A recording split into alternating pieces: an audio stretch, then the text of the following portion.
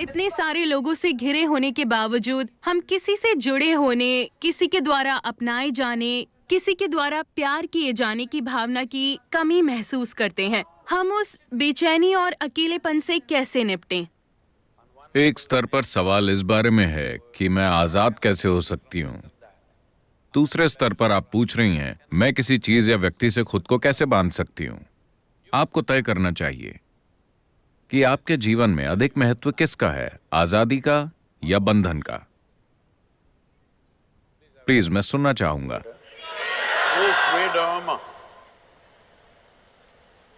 मगर आजाद होने पर आप खोया हुआ महसूस करते हैं। अगर आप पहाड़ों पर जाएं और आप पूरी तरह आजाद हों, मतलब कोई भी कुछ भी आसपास ना हो, आप बस पहाड़ों के खाली इलाके में हो, तो आप आजाद नहीं महसूस करते, आप खोया हुआ महसूस करते हैं। तो आजादी को संभालने के लिए एक स्तर की स्पष्टता और शक्ति की जरूरत होती है। ज्यादातर लोग आजादी को नहीं संभाल सकते। वो हमेशा खुद को बांधने की कोशिश करते हैं, मगर हर समय आजादी की बातें करते रहते हैं। अगर आप उन्हें वाकई आजाद कर दें तो उन्हें बहुत दुख मिलेगा। तो ये क्रमिक विकास की समस्या है। कहने का मतलब है,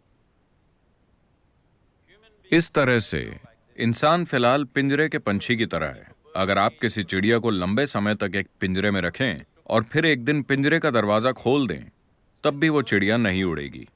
अंदर होने पर वो विरोध करेगी कि वो आजाद नहीं है, मगर वो उड़ेगी नहीं।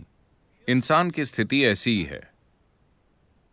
बाकी सभी प्राणियों के लिए प्रकृति ने दो लकीरें खींची हैं, जिसके भीतर उन्हें जीना और मरना होता है, और वो यही करते हैं। मगर सिर्फ इंसानों के लिए बस नीचे की लकीर होती है, ऊपर की लकीर नहीं होती। और उन्हें इसी बात की तकलीफ है। अगर उनका जीवन भी हर दूसरे प्राणी के जीवन की तरह तय होता तो वो दुखी नहीं होते, बेचैन नहीं होते, अपनी ही बुद्धि को संभालने के लिए परेशान ना होते। और अनजाने में आप यही खोज रहे हैं।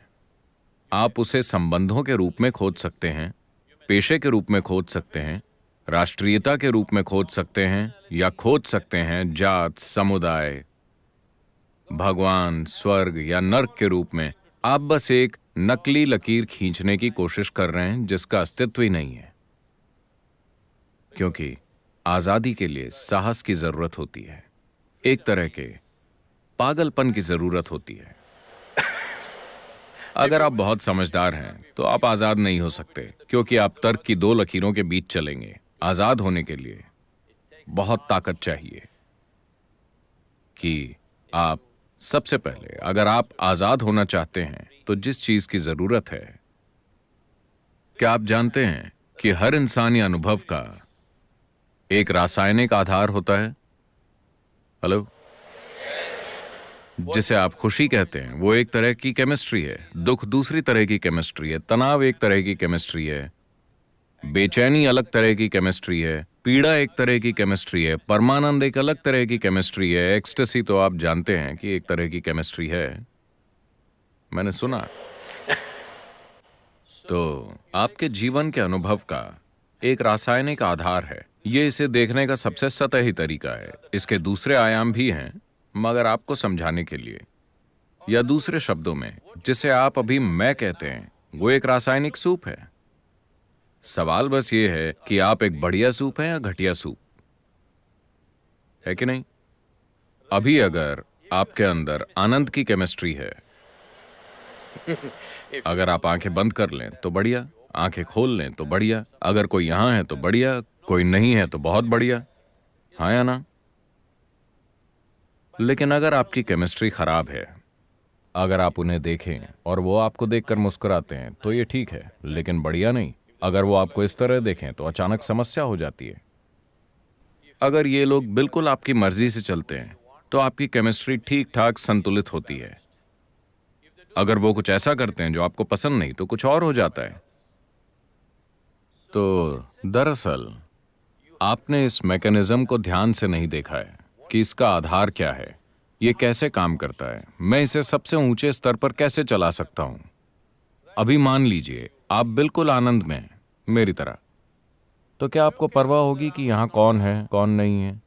अगर वो आसपास हैं तो बढ़िया, वो चले गए तो भी बढ़िया, क्योंकि जीवन का आपका अनुभव अब इससे तय नहीं हो रहा कि आपके पास क्या है और क्या नहीं है। चाहे वो लोग हों या चीजें हों या भोजन हो या कुछ और हो, उनसे ये तय नहीं हो रहा। एक बार जब आपके होने का तरीका किसी बाहरी चीज से तय नहीं होता, तो अकेलापन जैसी कोई चीज नहीं होती, बल्कि आप अपने अकेलेपन का आनंद लेंगे, क्योंकि आप चाहें या न चाहें, इस छोटी उम्र में यह समझना थोड़ा मुश्किल है, आप चाहें या न चाहें, इस शरीर के अंदर आप हमेशा अकेले होते हैं, है ना? चाहे आप संवाद करें या संभोग या और कुछ और कुछ और कुछ, फिर भी आप इस शरीर में अकेले हैं, हाँ या ना? Hello? If you don't learn how to handle this aloneness, you have not learned anything about life. This is the most beautiful thing. अगर आप इस अकेलेपन को संभालना नहीं सीखते, तो आपने इस जीवन के बारे में कुछ नहीं सीखा। जीवन के बारे में सबसे खूबसूरत चीज ये है कि यहाँ कोई नहीं आ सकता, ये सिर्फ मेरी जगह है, आया ना? क्या ये सबसे खूबसूरत चीज नहीं है? कोई मेरे अंदर नहीं घुस सकता। वो मुझे कैद कर सकते हैं, टॉर्चर कर सकते हैं, कई चीजें कर सकते हैं, मगर वो मेरे अंदर नहीं घुस सकते, क्योंकि मेरे पास एक जगह है जो सिर्फ मेरी है। क्या ये आपके जीवन का सबसे सुंदर पहलू नहीं है? इसे तकलीफ मत समझिए, ये सबसे सुंदर चीज है।